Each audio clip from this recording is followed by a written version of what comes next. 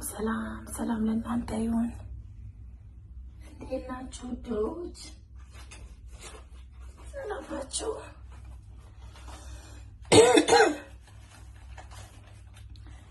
ሰላም እንደሆናችሁ ተስፋ አደርጋለሁ። እንዴት ያለፈ ረመዳን፣ ስራ፣ ጤንነት፣ ቤተሰብ፣ ህይወት ሁሉ ሰላም ነው?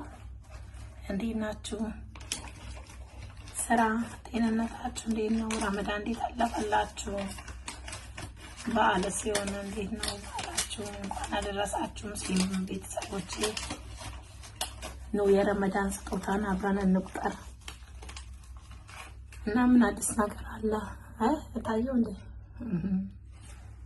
እኔ ሞኒሳ እንደሚሰሩንማ መታየት የለብኝ እና እንዴት ናችሁ? አብረን እንቁጠር ስጦታችንን ያው ከሚሰጡን ከሚያለብሱን ልብስ ከሚያደርጉልን ነገር ሌላው ደግሞ ብር ይሰጡናልና የመልካምነታቸውን እግዚአብሔር አምላክ እጥፍ ድርብ አድርጎ ይስጣቸው። ሀገራቸውን ይባርክላቸው። እውነት ሀገራቸውን በበረከት እኛንም አስጠግተውን እውነት ለመናገር እንደ አንጃ እንደ ሐራም መልካም ሰው ያለ አይመስለኝም። እውነት መልካሞች ናቸው። በጣም መልካሞች ናቸው። በጣም ጥሩ ናቸው። እውነት ለመናገር ማለት ነው። እኛን በቋንቋ በሃይማኖት በምንም ሳንገናኛቸው እኛን አክብረውን ባህላቸውን አክብረው ማነው እኛ እምነታችንን አክብረው ለጸሎት ሰዓት ሰጥተውን በቀን እንደምንጸልይ ያውቀው ሀታ ስጦታ ሲሰጡ የራሳችንን የመስቀል ወርቅ እንኳን ወርቅ አሁን ለምሳሌ ወርቅ ሰጥተውኝ ያውቃሉና ወርቅ እንኳን ሲሰጡን እግዚአብሔርን ነው የምላቸው በመስቀል አሰርተው አምጥተው ሰርፕራይዝ ሲያደርጓቸው ምን አይነት ትልቅ እንትን ያለው። እኔ በሀገራችን እኔ እንደዚህ አላውቅም። እኔ እውነት ለመናገር እኔ በቤተሰቦቼ ግማሽ ሙስሊም ግማሽ ቅልቅል ነን እና አውቃለሁ። ግን እንደነሱ መልካም እኔ እንጃ በጣም መልካሞች ናቸው። በጣም አረቦች ሀገራቸው ከዚህ በላይ የሚባረክ የምስኪኖችና የዳዋዎች መሰብሰቢያ ነውና እኛም እነሱ ጋር መተን እዚህ ተሸሽገን ምንሰራው ገንዘብ እናገኘው እነሱ ሀገራቸው መልካም ስለሆነና እኛ ስለተቀበሉን ነው። እና ተምረዋል፣ ዲግሪ ያለው ዲፕሎማ አለው ማስተሬት አለው ብለው አይደለም ፈትነው አይደለም ያስገቡንና አምጥተው እነሱ ተዳርቀው ልባቸው እስከሚቆስል እውነት ድምጼ ስለተዘጋ ይቅርታ ጠይቃችኋለሁ ወዶቼ።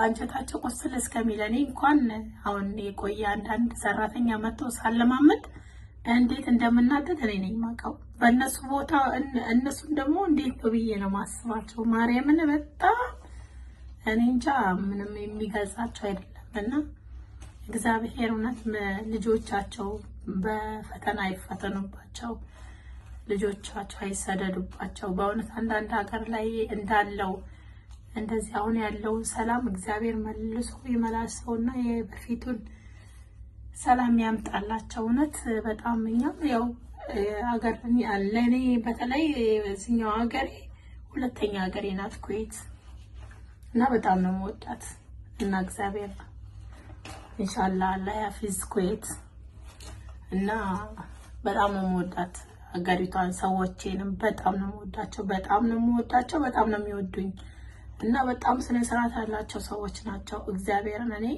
አሁን ሌላ ሰው ላጣቂ የሌላውን በምናየሽ ምናምን ይሉኛል ጓደኞቼ ማለት ነው።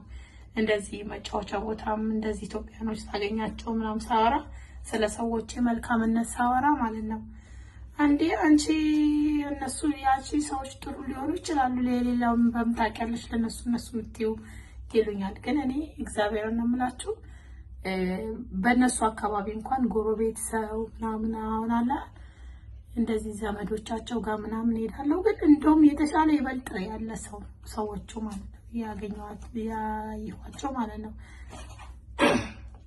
ኢትዮጵያ ሆነን ምናምን እንደምንሰማ ምናምን አይደለም።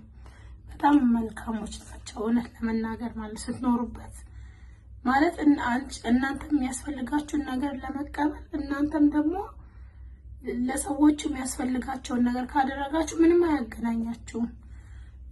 እነሱን ንጽህና እንደሚፈልጉት እናንተም የራሳችሁ ንጽህና ከነሱ በፊት ደግሞ የራሳችንን ንጽህና መጠበቅ፣ የመኝታ ቤታችንን ማጽዳት፣ በቃ መኝታሽ በቃ አጠቃላይ መጽዳታችን ሁላችን ጽድት ካደረግን ምንም ከነሱ ጋር የሚያገናኝ እንደውም ንጹህ ናት ባታጸዱ እንኳን ንጹህ ናት ብለው ነው የሚያስቡትና የነሱን ደግሞ የኛ ሳናጸዳ የነሱን ብናጸዳ ዝርክርክ ናት ሁሌ ነው የሚጠራጠሩን ከኋላችን ተከትለው አስጅሉናልና እውነት ለመናገር እኔ አድናቂያቸው ነኝ በጣም እግዚአብሔር ከዚህ በላይ ልብ ይስጣቸው የሚታገሱበትን ልብ በጣም ትዕግስተኛ ናቸው። እኔ ትዕግስት የለኝም እውነት ለመናገር ማለት ትንሽ ቶሎ ነገር የሆነ ነገር አሳይቼ ካልገባው እናድዳለሁ ሰው እናገረዋለሁና በጣም ጎበዝ ናቸው።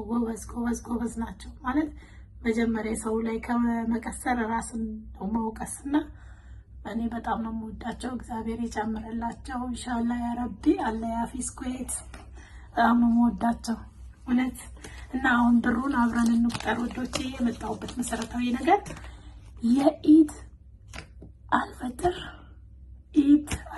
ወይ የተሰጠኝ ስጦታ አብረን እንቁጠር ነውና እንቁጠር።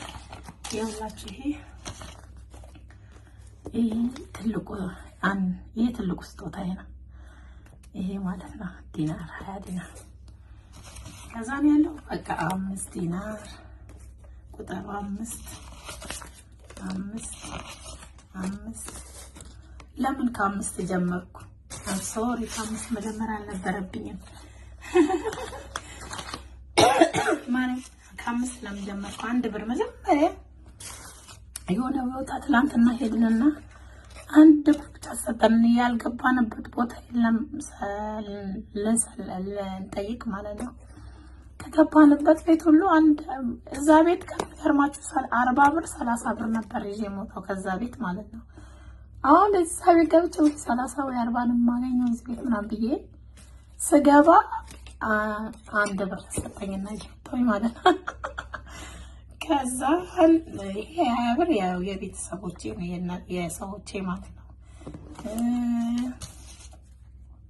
5 ብር ሴትዮዬ ማለት ነው አሰሬ እናት የሰውየው አባት ከዛን የሰውየው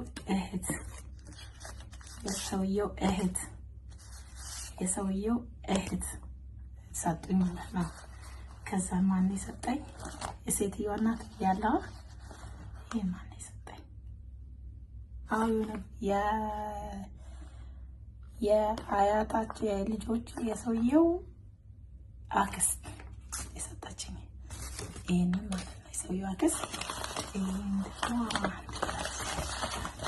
ይሄም 5 ብር ነው። አንዳንድ ዲናር 5 ብር ነው።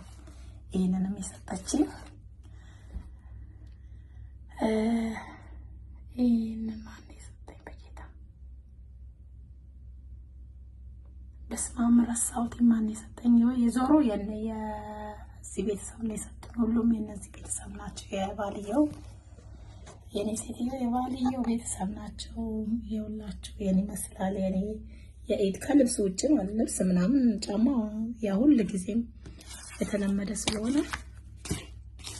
የኔ መስላል የኢድ ስጦታ። እናንተስ ጋር እንዴት ነው? ምን ተሰጣችሁ?